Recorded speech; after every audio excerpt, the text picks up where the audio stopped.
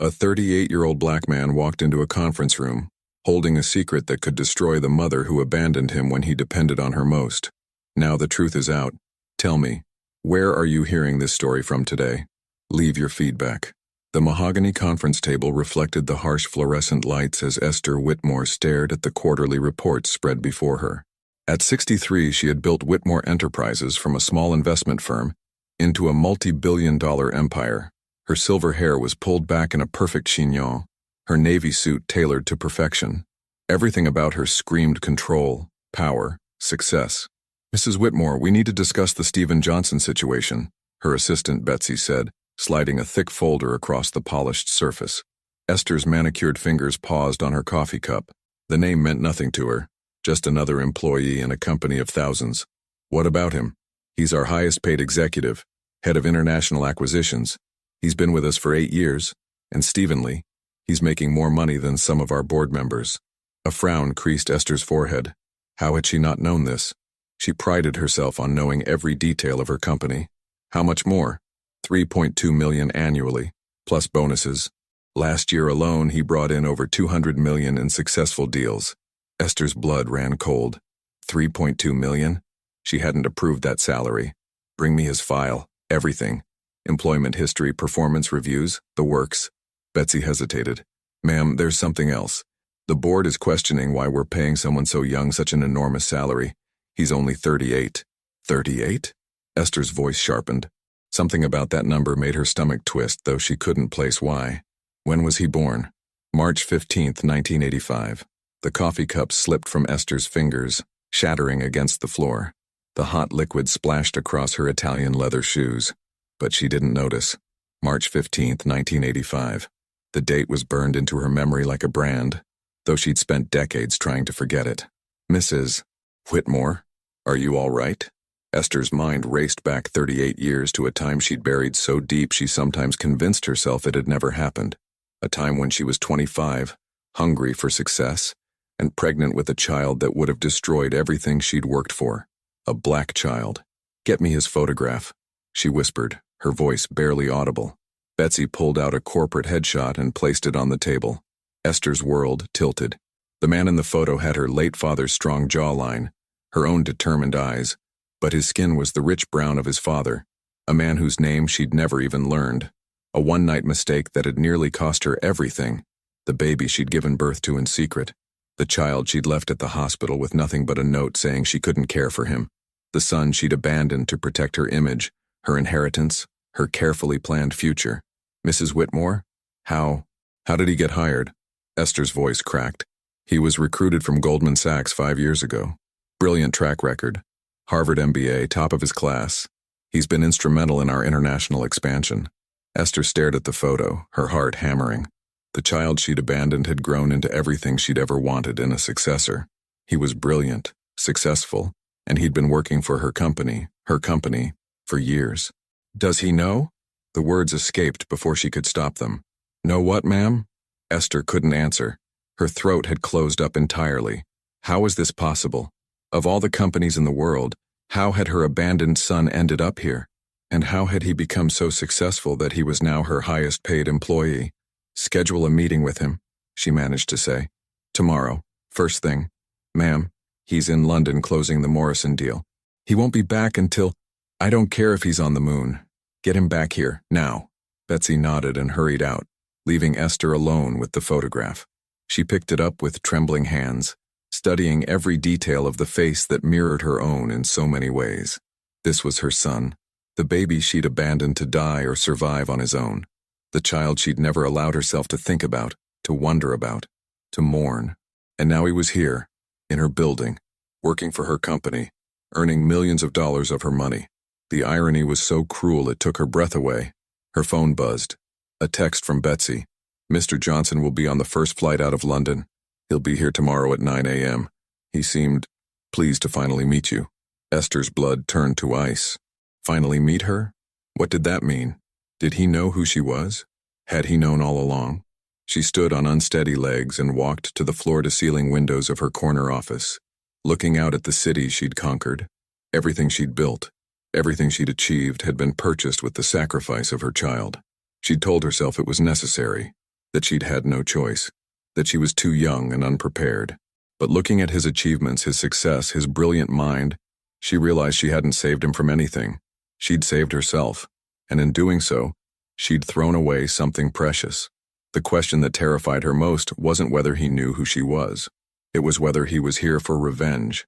Because if Stephen Johnson had planned this, if he'd sought her out deliberately, then tomorrow's meeting wouldn't be about business. It would be about justice. Esther hadn't slept. She'd spent the entire night pacing her penthouse apartment, her mind cycling through decades of carefully buried memories. The elegant living room with its white marble and crystal chandeliers felt like a mausoleum now, each expensive piece a monument to the choices she'd made. She'd tried to research Stephen Johnson online, but found only professional accomplishments: Harvard Business School, summa cum laude, Goldman Sachs, youngest vice president in the firm's history, Whitmore Enterprises, record-breaking deals, industry recognition. No mention of his childhood, his adoptive family, his personal life. It was as if he'd emerged fully formed at 25, brilliant and unstoppable, just like she had. At 8:30 a.m., Esther stood before her office mirror, applying lipstick with hands that wouldn't stop trembling. Her reflection looked older than it had yesterday, as if the knowledge of Stephen had aged her overnight.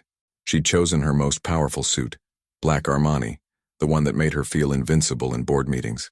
Today, she needed all the armor she could get. Betsy knocked softly. "Mrs. Whitmore, Mr. Johnson is here.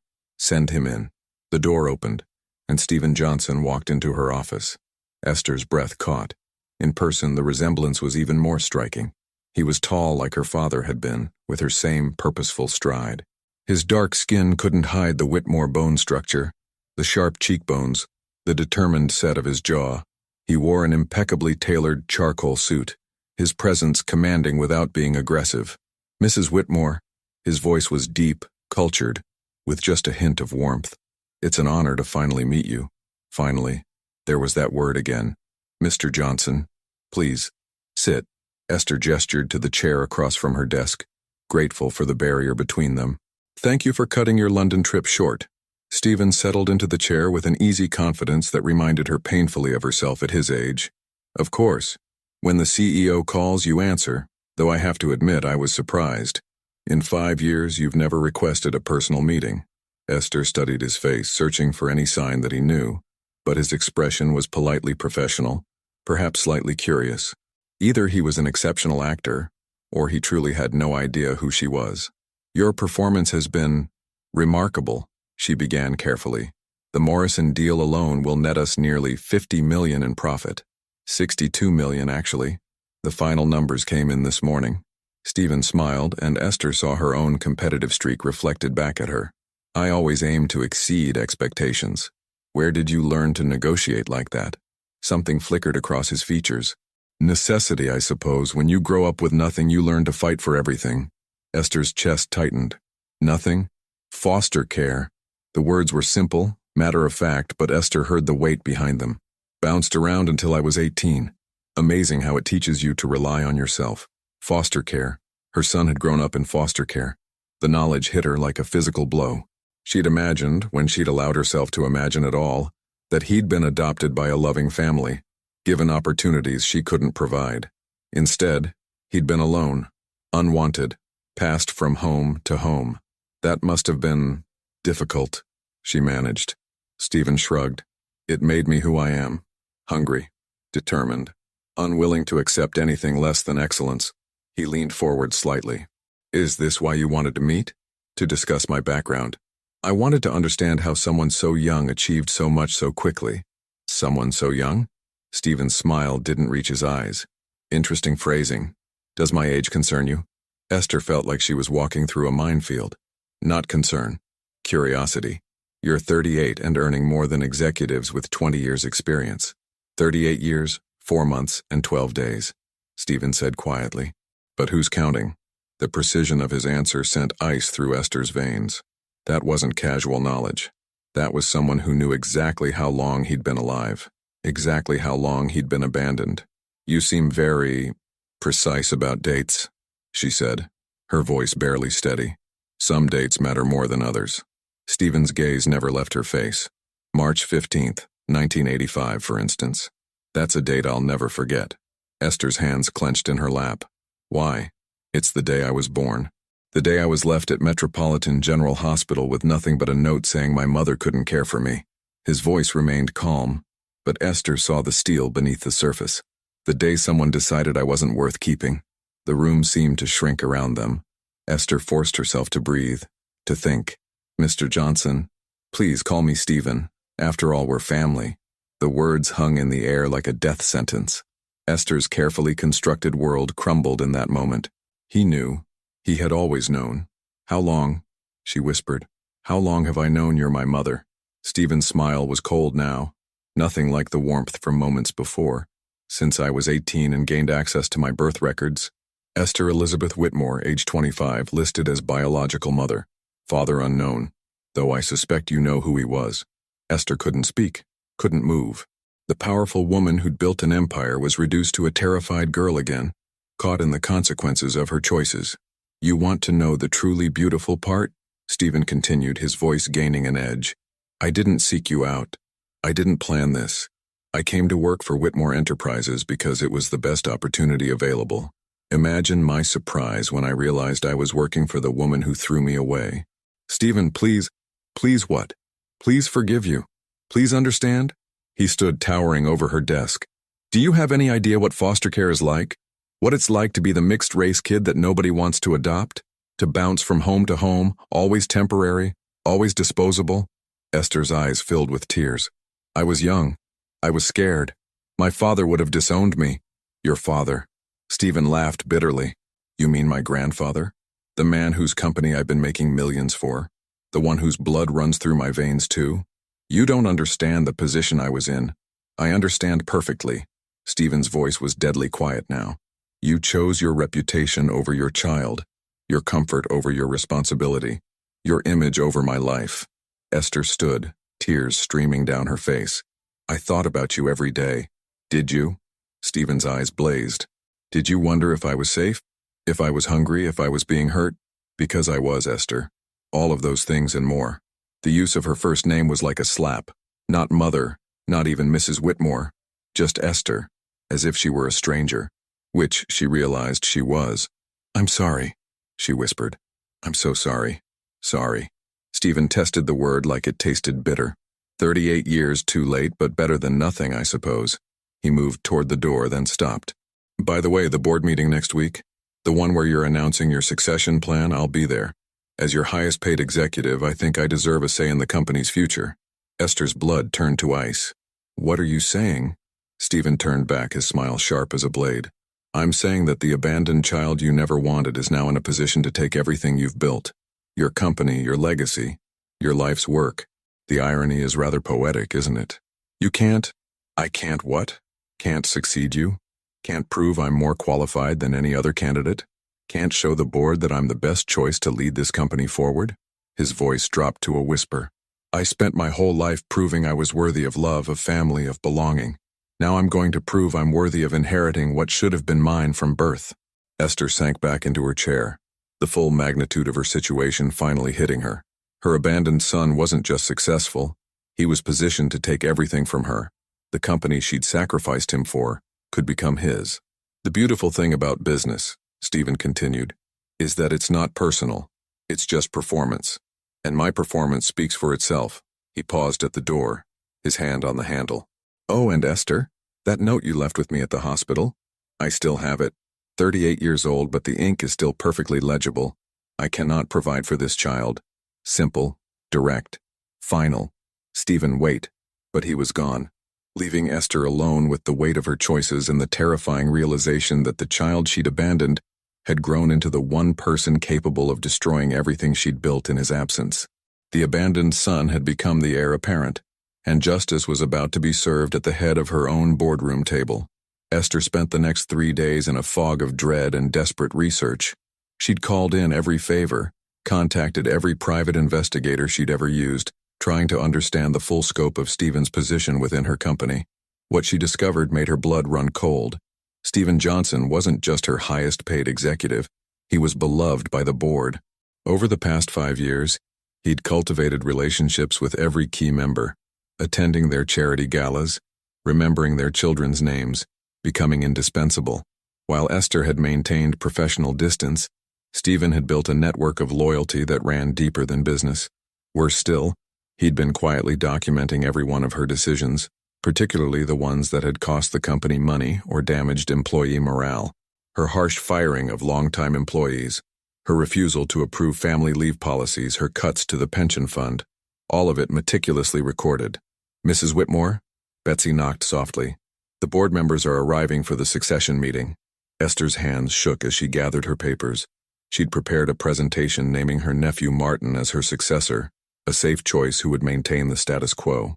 But now she wondered if it mattered. Stephen had positioned himself as the obvious choice, and she was beginning to understand that this meeting wasn't about succession at all. It was about judgment. The boardroom was already full when Esther entered. 12 members of the board sat around the massive oak table, their faces serious. Stephen was there too, seated at the far end, his expression calm and professional. He nodded politely when she entered, as if their conversation 3 days ago had never happened. "Good morning, everyone," Esther began, taking her seat at the head of the table. "Thank you for attending this important meeting about the future leadership of Whitmore Enterprises." Board member Beth Mills raised her hand. "Esther, before we begin, Stephen has requested to address the board on a matter of significant importance to the company's future." Esther's stomach plummeted. "I'm sorry? I've discovered some information that the board needs to consider before making any succession decisions," Stephen said, standing smoothly. He moved to the presentation screen, connecting his laptop with practiced ease. "It relates to both company performance and personal integrity." The first slide appeared on the screen, a graph showing company profits over the past 5 years. Stephen's divisions were highlighted in green, showing consistent growth. Esther's direct oversight areas were in red, showing stagnation or decline. "As you can see," Stephen began, his voice steady and professional, "there's been a clear divide in company performance. The divisions under my management have generated 68% of our total profits over the past 5 years, despite representing only 30% of our workforce." Murmurs rippled around the table. Esther tried to interject. "Mr. Johnson, this isn't the appropriate forum." "On the contrary," board member Carl Harrison said, "this is exactly what we need to see. Please continue, Stephen." The next slide showed employee satisfaction surveys. Again, Stephen's divisions showed high morale and retention rates, while Esther's showed the opposite. Employee turnover in Mrs. Whitmore's directly managed departments is 43% higher than the company average, Stephen continued. Exit interviews consistently cite lack of empathy, unrealistic expectations, and hostile work environment as primary reasons for leaving. Esther felt the room turning against her with each slide. "These numbers are taken out of context." "Are they?" Stephen clicked to the next slide. A recording transcript. "This is from last month's executive meeting, where Mrs. Whitmore stated, and I quote, 'If they can't handle the pressure, they don't belong here. We're not running a charity.'" The board members exchanged glances. Esther recognized the quote. She'd said it about single mothers requesting flexible schedules. "The cost of this leadership style," Stephen continued, "has been approximately $12 million in recruitment, training, and lost productivity over the past 3 years. Money that could have been returned to shareholders or invested in growth." Esther's carefully prepared presentation lay forgotten in front of her. This wasn't a business meeting anymore. This was a public dismantling of her leadership, her character, her entire approach to business. "But performance metrics are only part of the story," Stephen said, his voice growing quieter, more personal. "The real issue is a pattern of behavior that goes back much further than 5 years." The next slide made Esther's world stop. It was a hospital document from 1985, her signature on a form relinquishing parental rights to baby Johnson. The boardroom fell silent. Esther could hear her own heartbeat in her ears. 38 years ago, Stephen said, his voice steady despite the personal nature of his words, Esther Whitmore made a decision that reveals everything you need to know about her character. She abandoned her newborn son because he didn't fit her image of success. Beth Mills gasped. "Stephen, are you saying—" "I'm saying that the woman asking you to trust her with the future of this company couldn't be trusted with the most basic responsibility of parenthood." Stephen's eyes never left Esther's face. "She left me at Metropolitan General Hospital with a note saying she couldn't provide for me. Not that she was unable to, that she couldn't. There's a difference." Carl Harrison leaned forward. My God, Esther, is this true? Esther wanted to deny it, to explain, to provide context, but the document on the screen was undeniable. Her signature, her decision, her shame displayed for everyone to see. I was 25 years old, she whispered. I was unmarried. My father threatened to disown me. Your father, Stephen interrupted, who built this company on principles of family loyalty and personal integrity. The same principles you violated when you threw away your own child to protect your inheritance. The irony wasn't lost on anyone in the room. Esther had sacrificed her son to preserve her claim to a company built on family values. Stephen, board member Yvonne Qualls said gently, I can't imagine how difficult this must be for you. It was difficult, Stephen replied. 18 years in foster care taught me lessons that Harvard Business School never could. It taught me that actions have consequences, that character matters more than convenience, that true success isn't what you acquire, it's what you're willing to sacrifice for others. He clicked to another slide, photos of Stephen at various charity events, mentoring programs, scholarship presentations. Esther recognized some of the events. She'd been invited but had always been too busy to attend.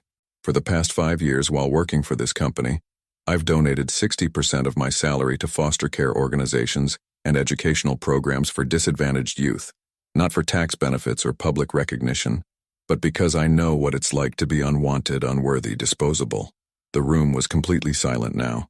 Esther saw tears in Beth's eyes, respect in Carl's expression. Stephen had turned her greatest shame into his greatest strength. The question before this board, Stephen continued, isn't whether I'm qualified to lead this company. My performance speaks to that. The question is whether you want a leader who abandons responsibility when it becomes inconvenient, or one who takes responsibility even when it's difficult. Esther finally found her voice. You planned this. All of it. You came here for revenge. Stephen shook his head. I came here for opportunity. The revenge was just a bonus. He clicked to his final slide. A detailed succession plan complete with growth projections, employee retention strategies, and community engagement initiatives. I'm not asking you to choose me because of what she did to me, Stephen said. I'm asking you to choose me because of what I've done despite what she did to me. The abandoned child became the ideal candidate not through luck, but through determination. Board member Jeffrey Davies cleared his throat. Esther, I think we need to discuss this matter privately. No, Stephen said firmly. She's had 38 years of privacy about this decision. It's time for transparency. He looked directly at Esther, and for the first time, she saw not anger in his eyes, but something worse. Disappointment. I used to fantasize about meeting you, he said quietly. I imagined you'd have some grand explanation, some tragic circumstance that forced your hand. I thought maybe you'd searched for me, regretted your choice, wondered if I was okay. Esther's tears started falling then, silent and unstoppable. But you didn't, did you? You just moved on, built your empire, made your fortune, lived your life as if I'd never existed. Until 3 days ago, you didn't even know my name. The truth of his words hit harder than any accusation. Esther had convinced herself that forgetting was survival, that moving forward was strength. But sitting here facing the man her son had become, she realized it had just been cowardice. The fascinating thing, Stephen continued, is that abandoning me led directly to this moment. If you'd kept me, raised me, I never would have developed the hunger, the drive, the absolute determination to prove my worth. Your worst decision created your greatest threat. He began packing up his presentation materials. The board will make their decision. But I want you to know something, Esther. I don't need your company to validate my worth. I don't need your position to prove my success. I've already won the only victory that matters. I became everything you hoped I'd never become. Stephen headed toward the door, then paused. Oh, and Esther, that note you left with me? I had it framed. It hangs in my home office as a reminder that the people who abandon you often do you the greatest favor of all. They force you to become strong enough to succeed without them. The door closed behind him, leaving Esther alone with 12 board members, who now saw her not as a successful CEO, but as a woman who had thrown away the most precious thing in the world, and was now about to lose everything because of it. The boardroom fell into an uncomfortable silence after Stephen left. Esther sat frozen in her chair, feeling the weight of 12 pairs of eyes judging her. The presentation slides were still visible on the screen, her signature on the abandonment papers, the performance metrics that painted her as a failing leader. The charity work that made Stephen look like a saint. Esther, Beth Mill said finally, her voice gentle but firm. I think we need some time to process this information. Beth, please, Esther began, her voice hoarse. You have to understand the circumstances. The circumstances? Carl Harrison's voice was sharp. The circumstances were that you were pregnant and chose to abandon your child rather than face the consequences. I was 25 years old. My father would have cut me off completely. I had nothing. You had everything. Yvonne Qualls interrupted quietly. You had this company waiting for you. You had education, connections, opportunities. What you didn't have was courage. The words hit Esther like physical blows. These people had been her allies, her supporters for decades. Now they looked at her like she was a stranger. This isn't about what happened 38 years ago, Esther said desperately. This is about who's best qualified to run this company. You're right, Jeffrey Davies said, leaning back in his chair. And based on what we've seen today, that person isn't you. Esther's world tilted. Jeffrey, you can't be serious. Look at the numbers, Esther. Really look at them. He gestured to the screen. Stephen has outperformed you in every measurable way. Employee satisfaction, profit margins, innovation, leadership. Hell, he's even more popular with our major clients. Because he's been positioning himself. Esther stood abruptly, her chair rolling backward. This has all been calculated, planned. So? Beth's voice was cold. Good leaders plan. Good leaders position themselves for success. Good leaders think strategically about the future. What Stephen did today, added Carl, was show us exactly the kind of strategic thinking and moral courage this company needs going forward.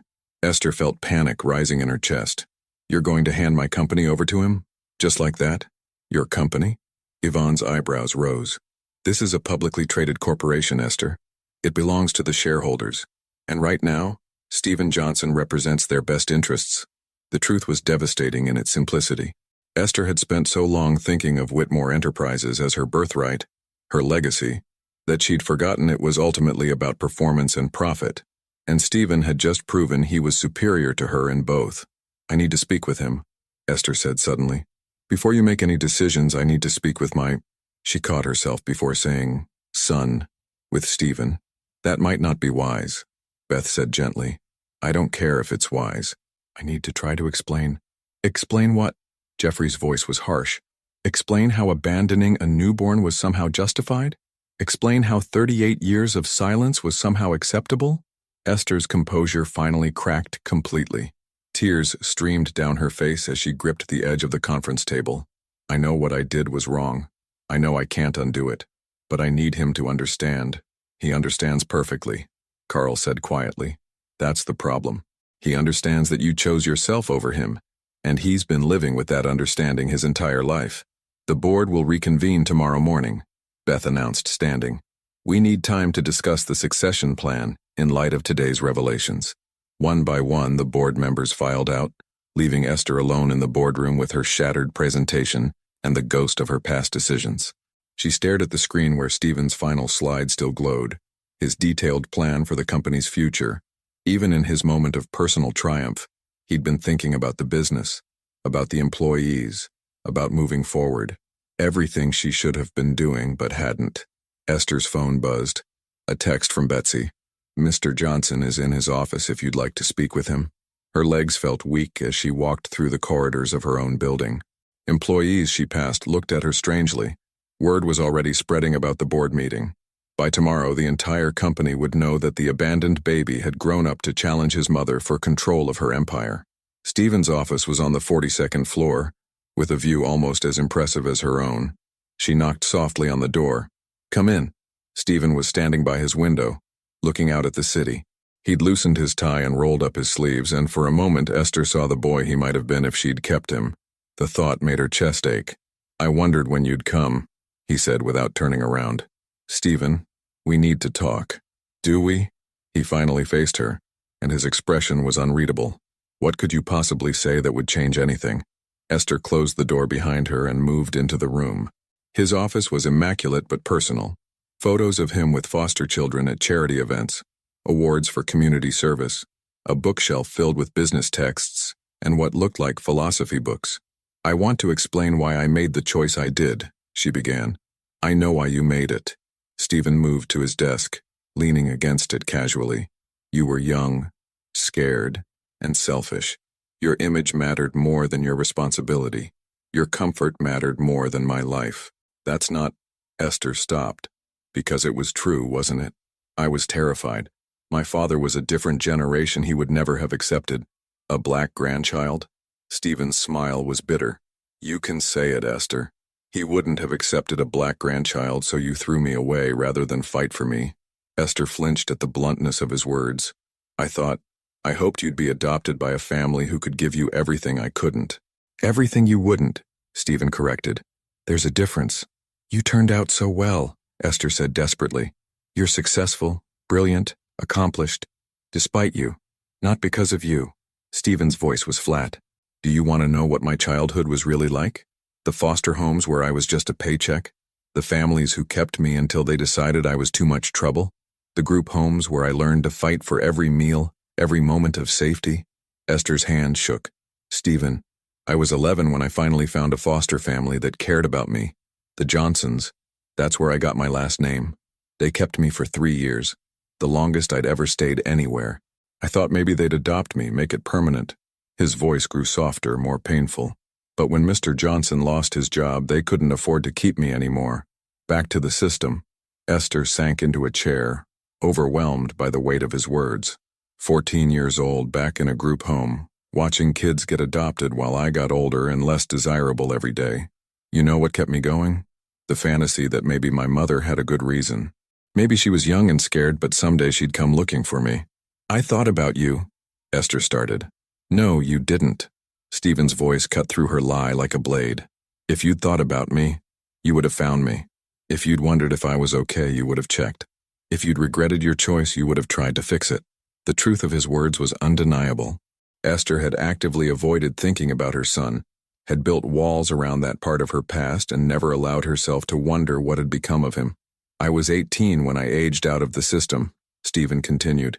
18 years old with nothing but a garbage bag of belongings and a burning determination to prove that the woman who threw me away had made the biggest mistake of her life.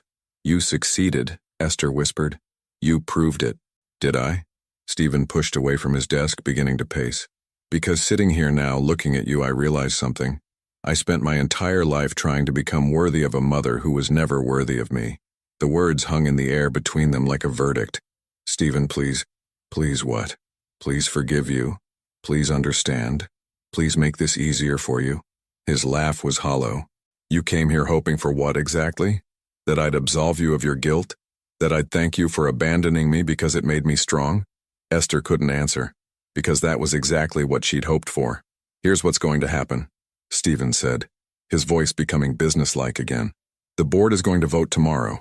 They're going to choose me as the new CEO because I'm the best candidate, not because of our relationship.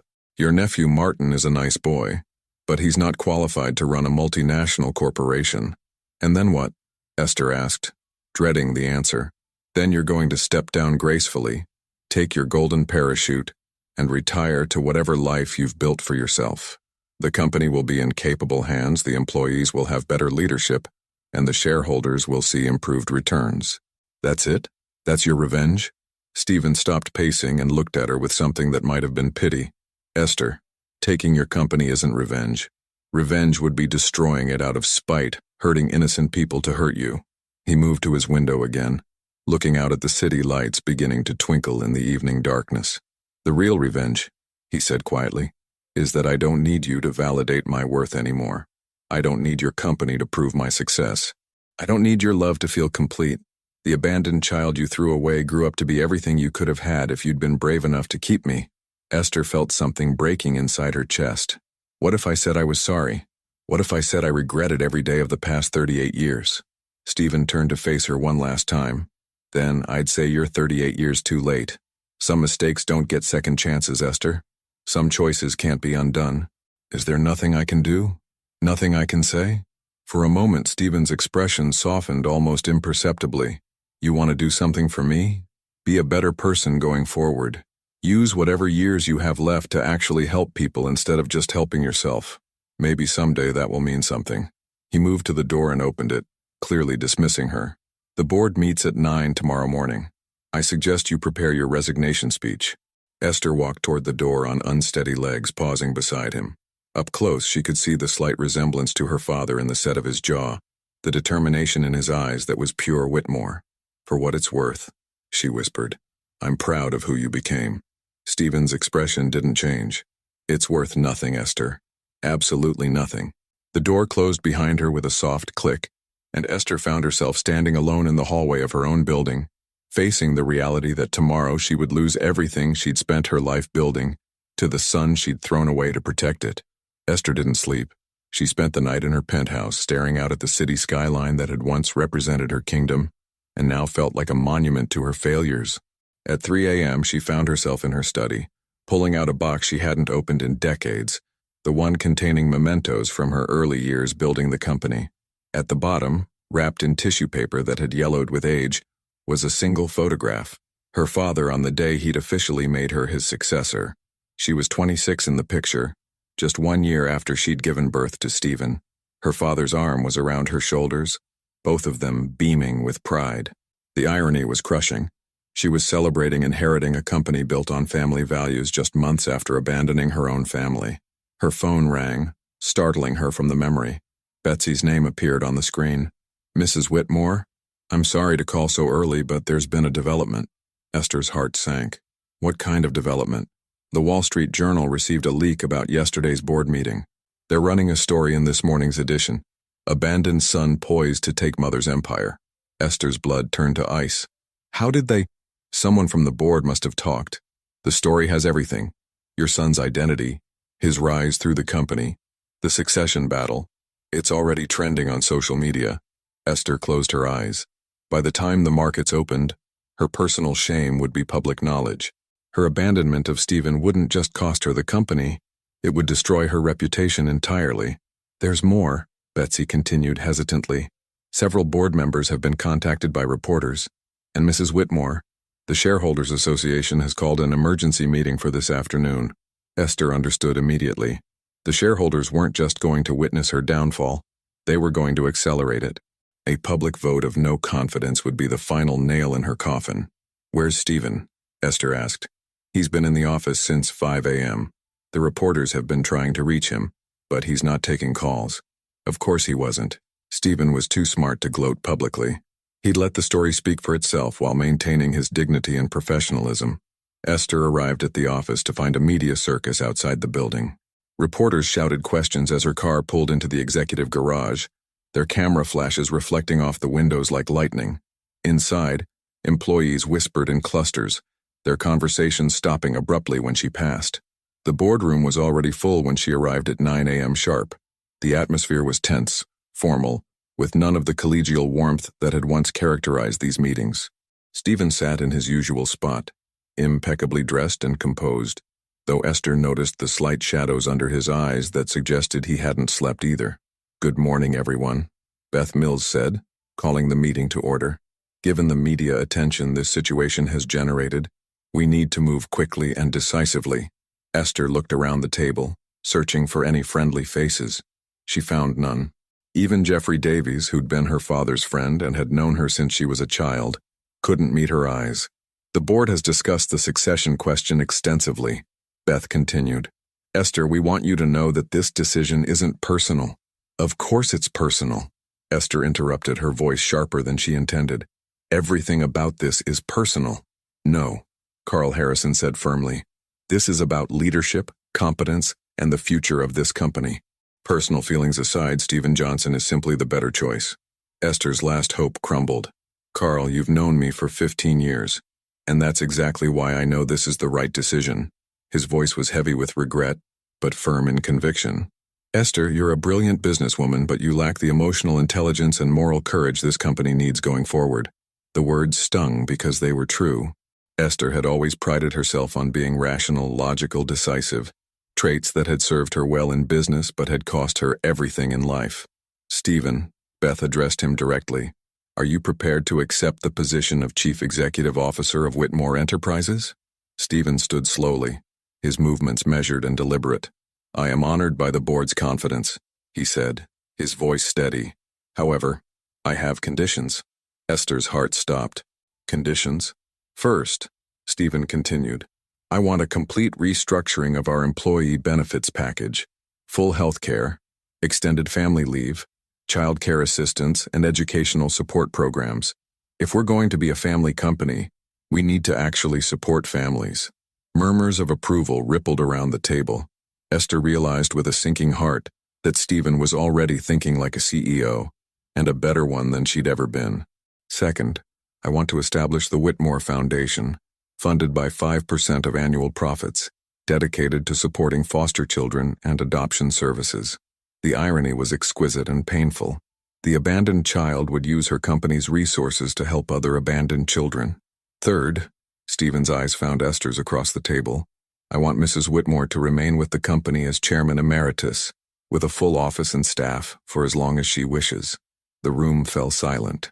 Esther stared at him in shock. After everything, the abandonment, the pain, the public humiliation, he was offering her a way to save face. Stephen, Yvonne Qualls said carefully, are you certain about that last condition? Absolutely. Stephen's gaze never left Esther's face. This company was built by the Whitmore family. Esther Whitmore may not have been the mother I needed, but she's been an effective business leader for over 3 decades. Her experience and knowledge have value. Esther felt tears threatening again. Even in his moment of ultimate triumph, Stephen was showing her a mercy she hadn't shown him. However, Stephen continued, his voice taking on a steel edge, there will be boundaries. Clear, non-negotiable boundaries about authority, decision-making, and company direction. The era of unilateral leadership is over. Beth nodded approvingly. Those terms seem more than fair. All in favor of appointing Stephen Johnson as Chief Executive Officer? 12 hands rose around the table. Esther's hand remained in her lap, but she found herself nodding slightly. It was the right choice. The only choice. The motion passes unanimously, Beth announced. Stephen, congratulations, the company is yours. As the board members began offering their congratulations to Stephen, Esther slipped out of the room unnoticed. She needed air, space, time to process what had just happened. Her life's work was now in the hands of the son she'd abandoned, and somehow, incredibly, he'd offered her mercy instead of vengeance. She found herself in her office, soon-to-be former office, staring at the family photos on her desk, pictures of her with her father, with her nephew Martin, with various business associates. Notably absent was any photo that included Stephen, any acknowledgement that he'd ever existed. A soft knock interrupted her thoughts. Stephen stood in her doorway, no longer the employee coming to see his boss, but the new CEO checking on his predecessor. Esther, may I come in? She nodded, not trusting her voice. Stephen closed the door and took the seat across from her desk, the same chair where just days ago she'd learned his true identity. Thank you, she managed to say, for what you did in there. You didn't have to. Yes, I did. Stephen's voice was quiet, but firm. Not for you. For the company. For the employees, for my own sense of who I want to be as a leader.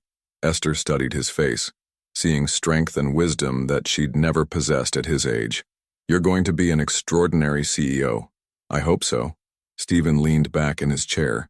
I also hope you'll take me up on the chairman emeritus position. The company could benefit from your experience, properly channeled. Why? Esther asked. After everything I did to you, why offer me anything? Stephen was quiet for a long moment, considering his words carefully. Because holding on to anger would make me like you. Someone who makes decisions based on selfishness rather than what's right. The comparison hit Esther like a physical blow, but she couldn't argue with its accuracy. Also, Stephen continued, because I want you to see what you could have had, not just with the company, but with me. I want you to watch me lead, to see the man your son became, to understand exactly what you threw away.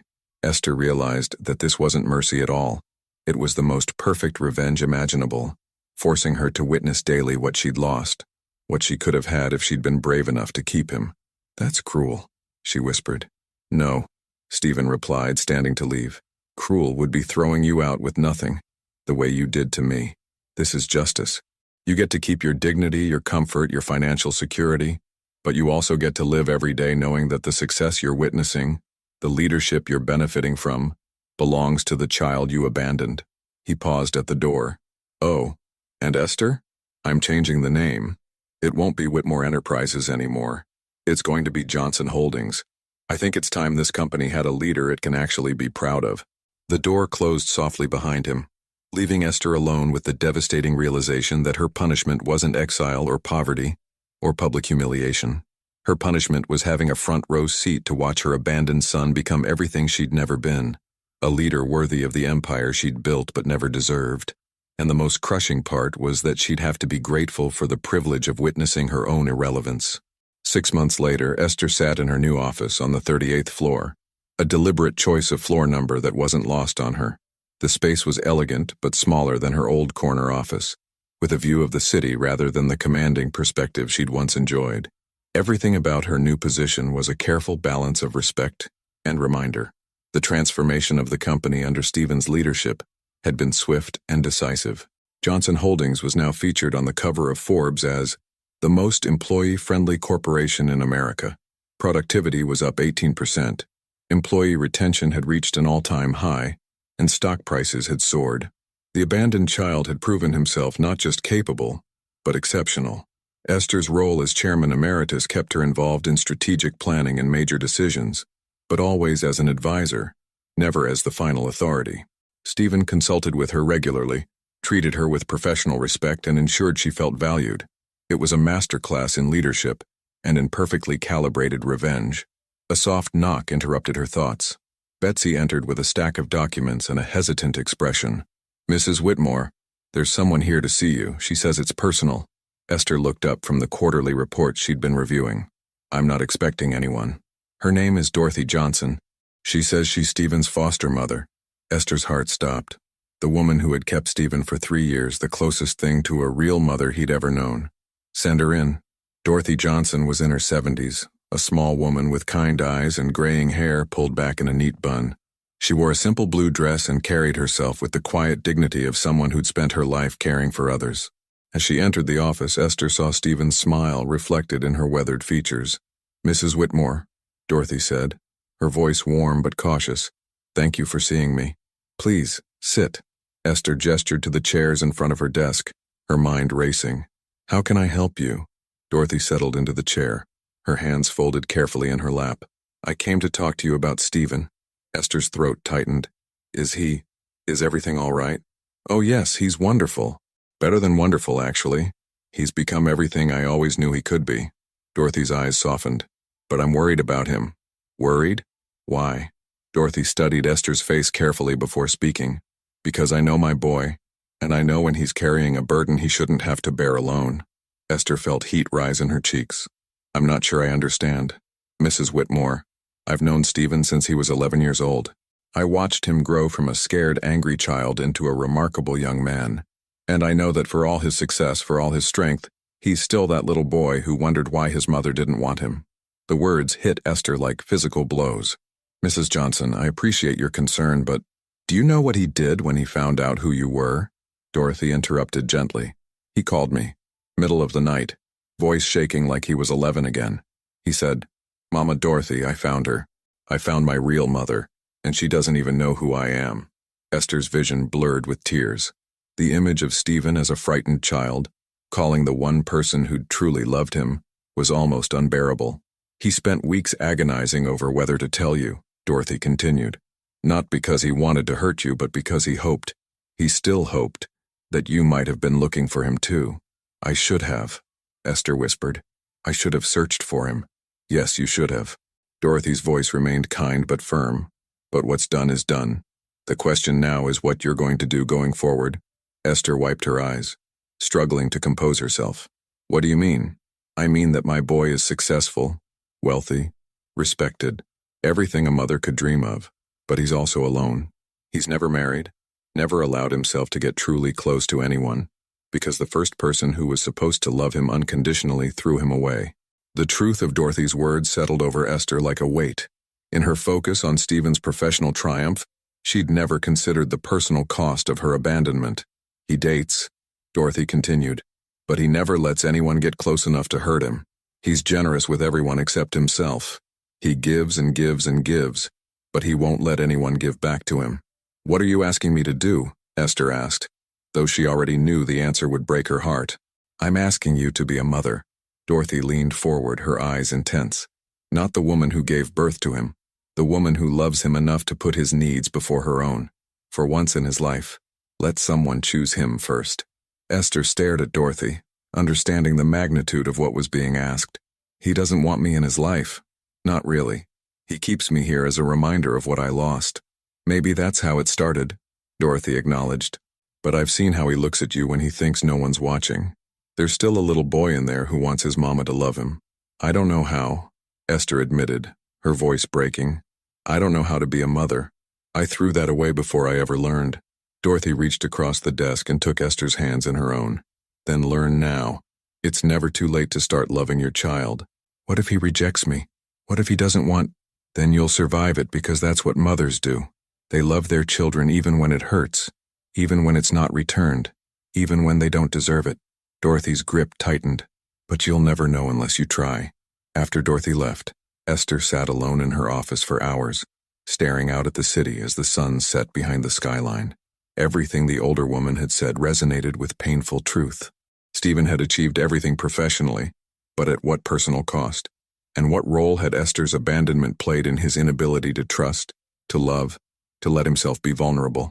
At 8 p.m., Esther found herself walking to the 42nd floor. Stephen was still in his office, working late as he often did. She could see him through the glass walls, focused intently on his computer screen. For a moment, she just watched him, trying to reconcile the powerful CEO with the abandoned baby she'd left at the hospital. She knocked softly. "Come in," Stephen called without looking up. "Stephen, do you have a minute?" He glanced up, surprised to see her.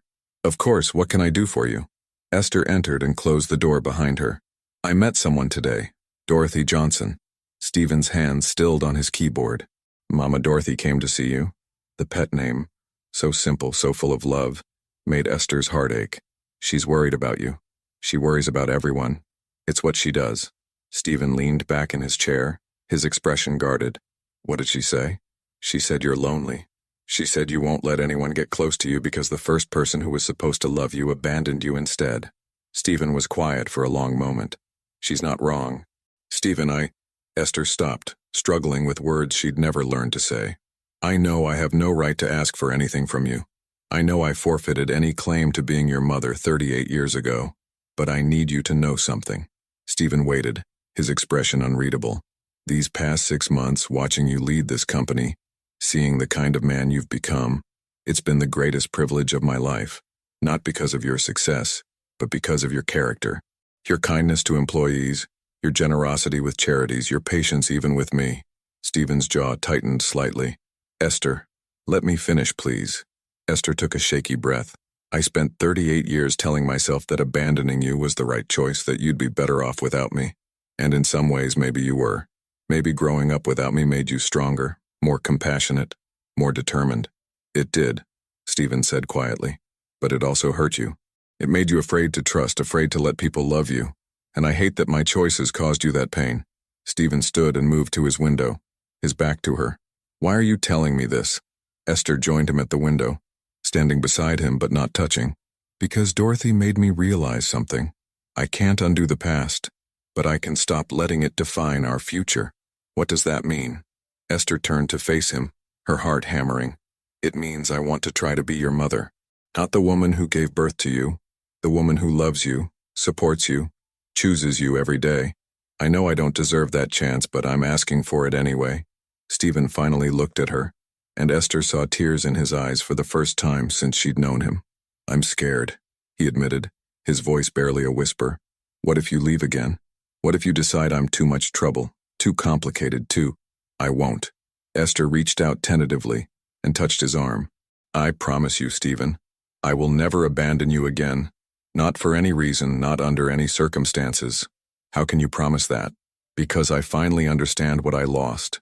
And I'd rather spend the rest of my life earning your forgiveness than waste another day pretending you don't matter to me." Stephen stared at her for a long moment, 38 years of pain and hope warring in his expression. "I don't know if I can trust you." "I know. And I'll spend however long it takes proving that you can." Slowly, hesitantly, Stephen nodded. "We'd have to start small, boundaries, rules. I can't just flip a switch and become your son." "I understand. And if you hurt me again—" "I won't." Stephen wiped his eyes. his professional composure cracking for the first time since she'd known him. Maybe we could have dinner sometime. Just to talk. Esther felt her heart soar. I'd like that very much. Not as CEO and chairman emeritus. As people trying to figure out how to be family. Yes? Esther whispered. As family. For the first time in 38 years, Esther Whitmore looked at her son, not as a threat to her empire or a reminder of her failures, but as the precious child she'd been too afraid to love. And for the first time in his life, Stephen Johnson allowed himself to hope that maybe, just maybe, he'd finally found his way home. The abandoned child had not only claimed his birthright, he'd opened the door for his mother to earn her way back into his heart. The greatest victory wasn't taking her company. It was giving her the chance to choose him, finally and forever, the way she should have from